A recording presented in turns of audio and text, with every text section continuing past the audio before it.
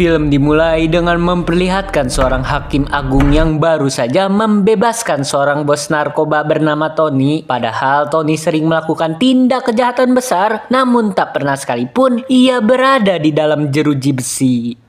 Scene pun beralih ke sebuah gedung kosong. Di sana terlihat seorang oknum polisi bernama Pak Malik yang baru saja menerima suap dari Tony. Ketika Pak Malik sedang menghubungi Tony, tiba-tiba seorang pria misterius datang. Pria tersebut bernama Nas, rekan Pak Malik dari kepolisian. Dengan nada kecewa mengungkapkan bahwa Pak Malik seharusnya malu dengan tindakannya. Bagaimana mungkin seorang polisi yang seharusnya mengayomi masyarakat justru terlibat dalam penerimaan suap dari pelaku kejahatan yang merugikan masyarakat dan negara.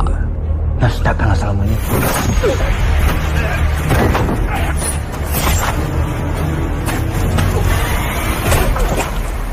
Nas yang tahu hukum itu tumpul ke atas dan runcing ke bawah memutuskan menyiksa Pak Malik dengan cukup brutal karena Nas tahu seharusnya para tikus berdasi layak dihukum mati.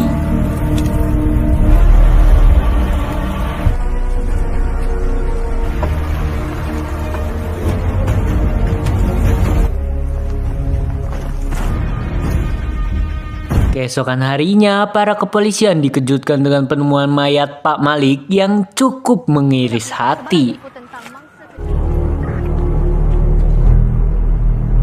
Terkecuali si Nas karena kita tahu bahwa dalang pembunuhan ini adalah ulahnya. Dan selamat datang di Sheriff. Singkat cerita, kantor polisi sedang gembor-gembornya melacak keberadaan pelaku pembunuhan Pak Malik. Bahkan ternyata semua oknum polisi yang bekerja sama dengan Tony bernasib sama dan pelaku pembunuhan tersebut dijuluki The Mad Killer. Di waktu yang sama, sekelompok polisi pusat tengah mendatangi kantor polisi cabang yang dipimpin oleh pria bernama Sheriff. Kedatangan mereka membuat Inspektur Amir terkejut. Sheriff bertanya tentang kinerja Amir mengenai kasus judi online. Dengan bangganya, Amir mengatakan telah menangkap beberapa bandar judi. Namun tiba-tiba Sheriff mengeluarkan sebuah bukti bahwa Amir telah disuap oleh bandar judi yang asli. Nih, yang mana? Syarikat ni. Kau lah? Itulah. Sabar semua rasuah. Saking takutnya, Amir sampai mengacungkan senjata dan kejar-kejaran pun tak dapat dihindarkan. Tapi ketika Amir hendak kabur dengan mengendarai mobil, ternyata setir mobilnya telah dicopot oleh Sheriff. Tuan, tolonglah Tuan. Sehingga Amir pun tertangkap. Akhirnya kita diperlihatkan bos narkoba terbesar di Malaysia yang tengah menyiksa anak buahnya karena telah membuat kerugian bisnisnya. Aku tak tahu.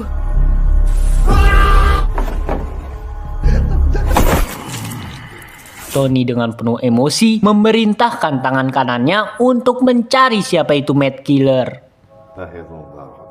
Lalu scene kembali beralih ke Sheriff yang habis melaksanakan kewajibannya dan menutup kasus suap menyuap. Kita juga akan dibawa ke masa lalu yang ternyata dahulu ayahnya Sheriff adalah seorang oknum polisi yang membawa kabur uang haram. Tiba-tiba komandan polisi datang dan memintanya untuk memecahkan kasus rumit sepanjang masa, yaitu menangkap Mad Killer. Di sisi lain, Nas dihampiri arwah seorang wanita yang bertanya apakah yang Nas lakukan benar. Nas pun bertanya kepada kakaknya mengenai perlakuan Mad Killer kepada oknum polisi. Namun Aisyah mengatakan bahwa semua itu salah karena negara ini punya hukum yang harus dipatuhi dan seharusnya oknum polisi ditahan di dalam jeruji besi lengkap dengan TV, AC, dan kasur yang empuk.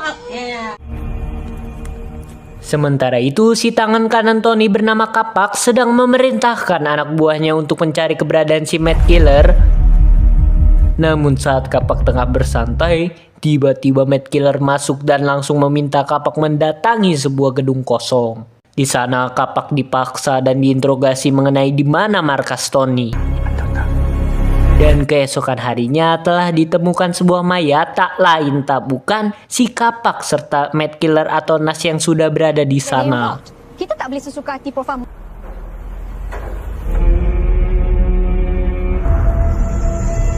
Singkat cerita, kantor polisi dikejutkan oleh sebuah surat yang memberikan lokasi Tony berada.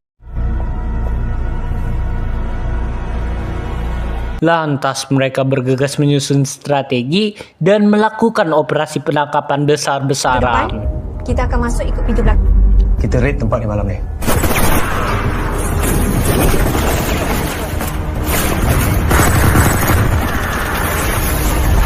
Lepas korang secure area tengah, Tony pun berhasil dihabisi dengan brutal, tapi ternyata itu hanyalah imajinasi si Nas bahwa operasi yang benar baru akan dilakukan. Tapi Sheriff tiba-tiba hadir menahan mereka semua dan berkata bahwa Mad Killer berada di antara kalian. Maka hari ini akan dilakukan sebuah interogasi dadakan. Kemungkinan korang bunuh, lepas tu letak dadah satu badan. Apa yang dia oranglah yang paling berpotensi besar untuk dijadikan suspek. Soal siasat dengan kau lah Bahkan satu-satu anggota polisi ditanyai apa yang mereka lakukan sebelum hari Pak Malik dibunuh. Mereka semua kebanyakan lupa dan yang ingat cuma Nas. Bahkan ia menjawab dengan detail, membuat kecurigaan pun muncul. Sebab biasanya si pembunuh sudah menyiapkan sebuah alibi yang sempurna. Kenapa? masih nak diamkan diri ke macam? Okey, setakat ni ada Jadi potential suspect, okey? Saja di kalangan korang semua yang dapat Nazri. Masuk. Perfect story. Setelah selesai mereka langsung bergegas menuju markas Tony dan penggerebekan pun dimulai. Akan tetapi tampak suasana yang sepi dan sunyi dan ternyata Tony telah melarikan diri. Tiba-tiba muncul sebuah suara mencurigakan. Ketika hendak dicek, ternyata itu hanya Sheriff yang mencoba mengikuti mereka karena kepo sedang operasi apa. Kau tak patut ganggu operasi narkotik. Operation Blown.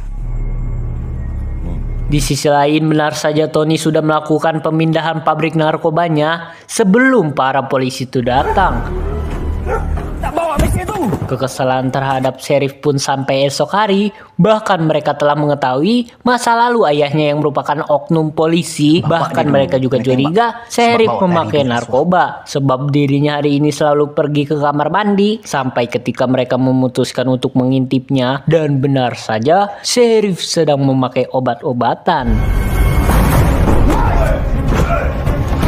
Ia pun dibawa ke sebuah ruangan dan diinterogasi dengan Nas yang penuh emosi. Kau tuduh kita orang semua Kau ingat kau bagus sangat. Namun komandan kepolisian datang dan mengatakan bahwa itu hanyalah obat migrain. Oh, macam tu. Tentu kecurigaan Sheriff kepada Nas makin kuat karena dia doang yang menggebu-gebu dan berusaha menangkap dirinya. Kenapa sebenarnya ni? Sadis yang langgar etika. Polis bunuh orang. Ni Malaysia. Di rumah, Nas bahkan ditanyai oleh kakaknya mengenai kebenaran isu Nas adalah Mad Killer. Aku tak tuduh kau. Nas Tapi yang kalau kesal bukti- pun pergi sembari nyebat di teras.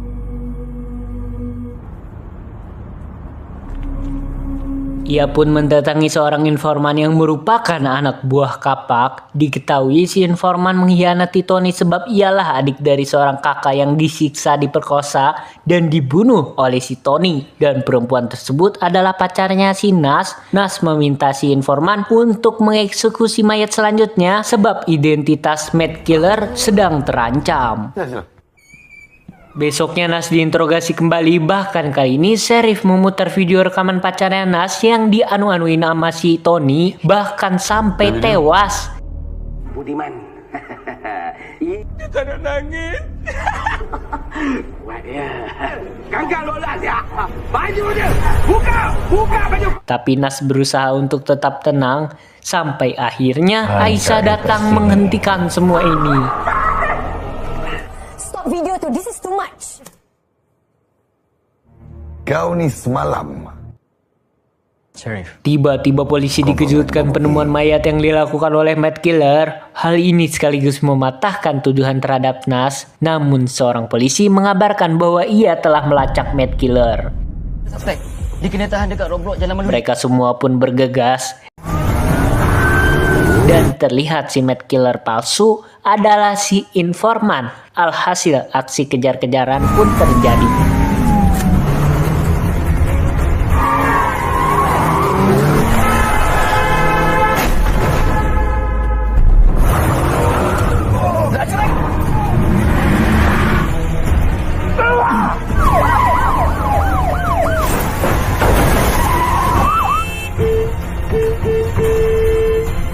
Sheriff pun terpaksa memilih jalan lain, yaitu menabrakkan mobilnya ke si pelaku. Alhasil ia pun berhasil tertangkap.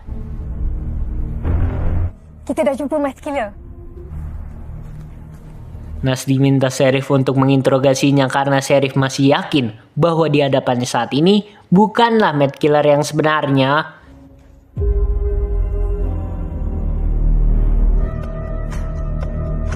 Di dalam ruangan interogasi, Nas memberi isyarat kepada si informan agar tetap diam.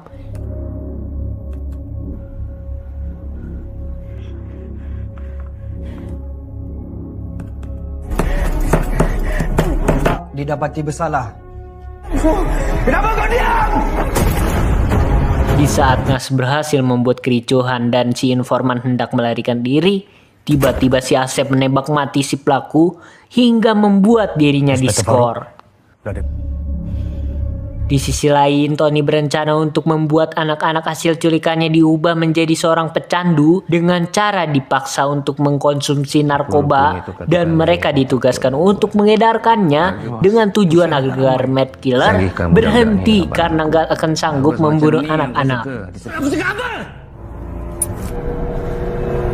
Sementara itu, Sheriff mengatakan bahwa di antara mereka ada 2 polisi yang merupakan kacungnya Tony dan mengatakan bahwa dirinya meminta untuk sampaikan pesan tentang dirinya yang bersedia bekerja sama untuk menangkap Matt Killer. Loh, singkat cerita, kita semua akan diperlihatkan siapa oknum polisi yang bekerja sama dengan Tony. Ternyata ia adalah Jen, inspektur yang memimpin penangkapan Matt Killer. Jen menjelaskan bahwa ada seorang polisi pusat bernama Sheriff ingin bekerja sama dengan Tony demi mengungkap dalang Matt Killer yang sebenarnya.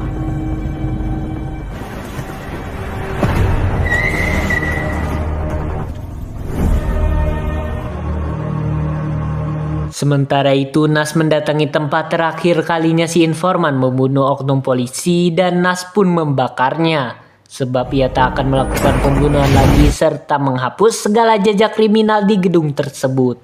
Ketika Nas pulang, ternyata di sana ada Sheriff yang telah menunggu dirinya dan Nas diminta untuk mengaku saja bahwa ia adalah Matt Killer karena sebenarnya Aisyah menyimpan bukti rekaman yang ia rahasiakan. Ternyata Pak Malik adalah polisi yang bertugas menyamar sebagai anak buah Tony, namun Matt Killer malah membunuhnya. Tapi ingat Syah, jangan percaya sesiapa. Ini buat dah memang terbukti. Disebabkan intel yang di polis. Sekarang ni korang ada bukti. Motif kau. Kau memang hebat, Nas. Mati itu masih lagi ada. Apa esok, Nas? Kalau tak nak mengaku juga. Nas pun terpukul dengan fakta yang sebenarnya.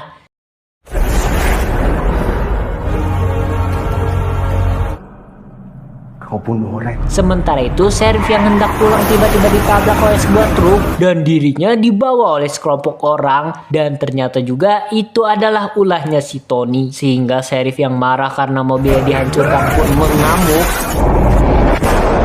Tak berkenalan dengan DSP Sheriff ni.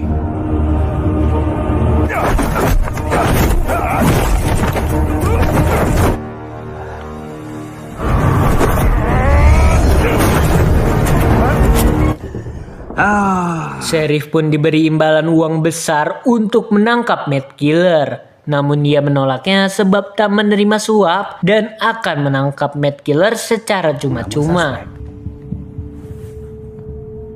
Kak, baruan Macam tak. okey. Oh. Tengok apa aku buat. Di waktu yang sama, Nas dihampiri oleh Jane dan mengatakan dirinya telah mengetahui bahwa Naslah Mad Killer, namun ia tak akan membocorkannya sebab Jane meminta Nas untuk bekerja sama membunuh Tony. Kau kena percaya aku. Di pagi harinya, kantor polisi dibuat kebingungan atas hilangnya Jane dan Nas padahal mereka berdua sedang merancang skenario untuk berpura-pura menyandera Nas dan Jane. Kenapa Nisha? Sebab Jane memberikan informasi mengenai siapa Mad Killer sebenarnya kepada Tony adalah sosok Aisyah, kakaknya Nas. Polisi pun dipaksa menyerahkan Aisyah, kalau tidak Nas dan Jane akan dibunuh saat itu juga. Kalau dia bukan tikus. Aisyah pun mendatangi lokasi yang telah disepakati dan ia dibawa ke markas Tony. Tapi jangan risau.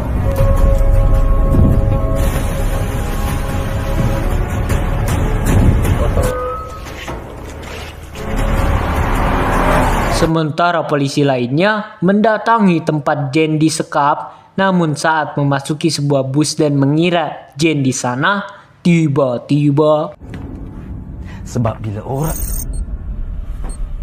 Allahu Akbar.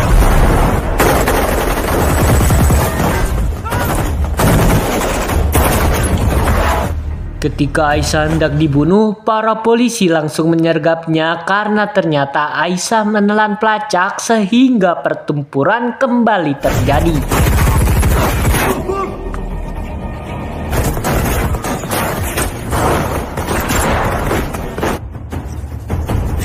Boleh buat apa-apa kat aku tapi lepas. Jangan sial.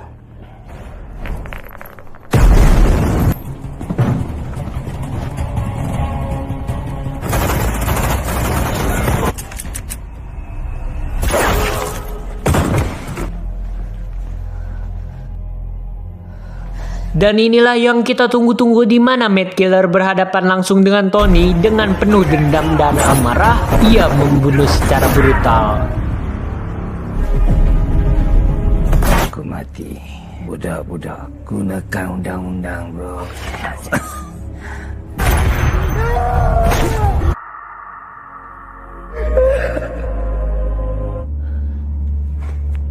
Di sisi lain terjadi kejar-kejaran antara Jane dan Aisyah. Rupanya Jane ingin membunuh Aisyah dan Nas agar tak ada saksi bahwa dirinya ikut terlibat. Namun Nas tiba-tiba muncul dengan senjata yang sudah berada di kepala Jane. Awalnya Nas ingin menghabisi Jane sebab ia adalah polisi yang bekerja sama dengan Tony. Namun karena Aisyah telah tahu bahwa adiknya adalah Mad Killer, berusaha untuk menghentikannya dan malah menembak mati Nas.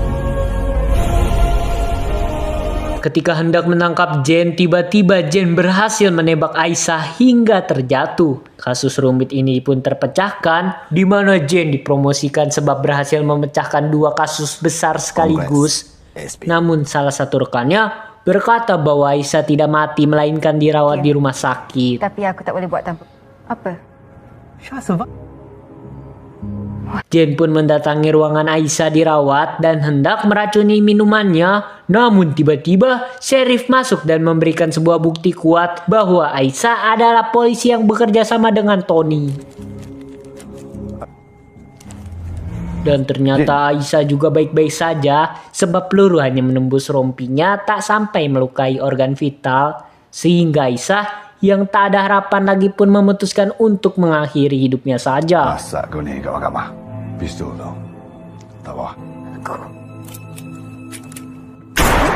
Film pun ditutup dengan penangkapan Hakim Agung atas dugaan suap dan film pun berakhir.